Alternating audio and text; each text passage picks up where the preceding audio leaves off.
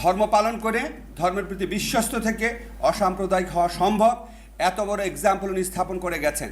আজকে বাংলাদেশে আপনারা একটা অদ্ভুত চিত্র দেখবেন একদল আছে ধর্মীয় মৌলবাদী, নিজের ধর্ম ছাড়া কিচ্ছু বুঝে না, আর দল আছে ধর্মের বিরুদ্ধে মৌলবাদী। তাদের উঠতে বসতে ইসলাম ধর্মকে গালি না দিলে তাদের ভাল লাগে না। এরা নাকি আবার গণমানুষের রাজনীতি করে, এরা নাকি গণমানুষের বুদ্ধিজীবী। আপনারা মাওলানা ভাসানীর দিকে তাকান, ওনার মতো অসাম্প্রদায়িক কে ছিল?